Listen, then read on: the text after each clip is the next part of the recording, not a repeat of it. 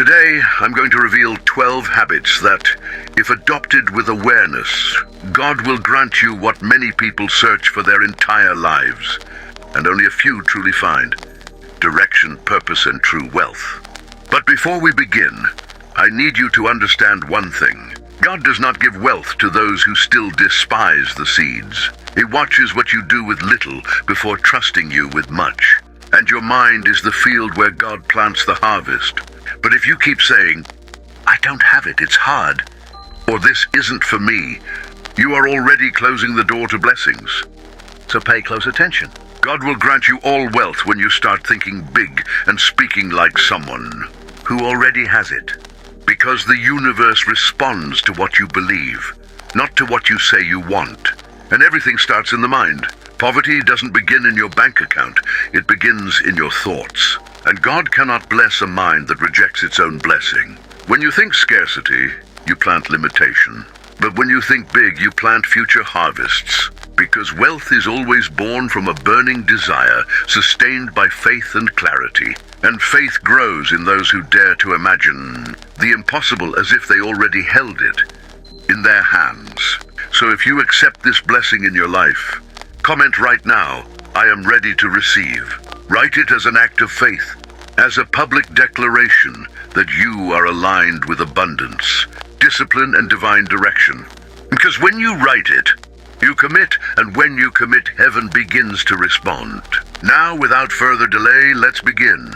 First habit: take action even if you're not ready. Don't wait for perfect conditions. God does not bless waiting, He blesses movement. Many people pray for direction but ignore the truth. Faith requires action. Wanting to act is just daydreaming. You don't need everything figured out. You don't need certainty about every detail.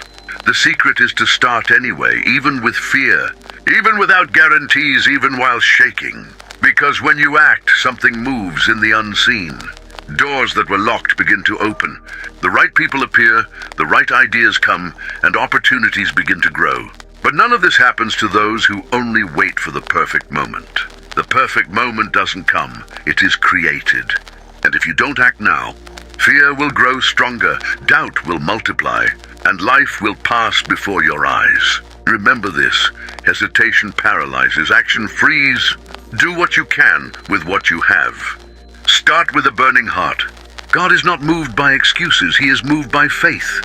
And the greatest proof of faith is not what you feel, but what you do, even while afraid. Heaven leans toward those who rise with courage. Second habit: declare your purpose. Every day, a mind driven by a definite purpose becomes an unstoppable force. Most people live on autopilot. They work, rush, stress, but don't truly know what they're seeking. And those who don't know what they want end up being used by those who do. You must make it clear to the universe and to yourself what you came to achieve. It's not about vague desires, it's about firm direction. Write it, visualize it, speak it. What you don't declare, the world doesn't deliver. What you don't affirm, God doesn't activate. Read your purpose daily, out loud, with emotion as if you are already living it. Third habit: avoid negative people firmly. Your environment has powerful influence. You may have faith and purpose, but if you are surrounded by negativity, your progress will slow down. The mind absorbs everything. If you live around pessimism, you start thinking the same way. You are the average of the voices you hear most. If you're around people who only talk about lack, your vision weakens. Blessings do not grow in a contaminated environment. Distance yourself from what drains you. This is not arrogance, it's protection. Spend less time with those who pull you down, and more time with those who lift you up. Fourth habit: pray as if you've already received. True faith doesn't beg, it trusts. Most people pray with doubt, but powerful prayer is done with conviction. You don't ask like someone who lacks, you thank like someone who has already received. When you pray with confidence, something shifts. Energy aligns. Blocks begin to move. Instead of saying, "Give me," say, "Thank you," because it's already coming. Visualize it, feel it, and release it. God responds to trust, not desperation. Fifth habit: think in abundance. Wealth begins as a mental state. You can work hard, but if you think in scarcity, you sabotage yourself. God does not give you what you want, but what you believe is possible. If you keep saying, "It's not for me," you close invisible doors. Everything starts in the mind. Speak like someone who already has it. Think like someone who has already achieved it.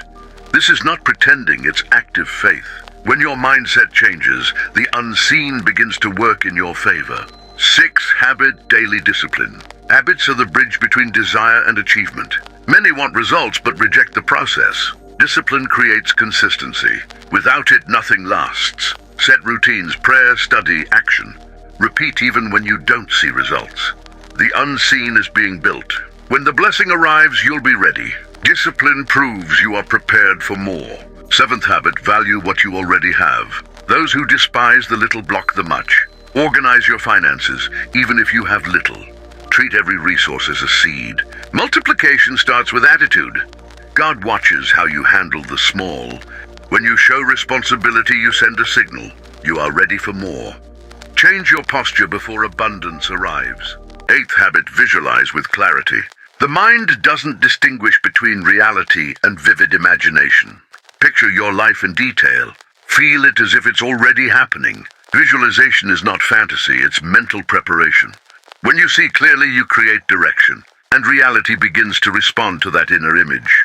9th habit, take care of your body. Without energy, there is no execution. A weak body limits a strong mind. Nutrition, sleep, and movement directly affect clarity. Your body supports your mission. If it's drained, everything slows down. Taking care of your health is part of prosperity. 10th habit, stop complaining. Complaining reinforces problems.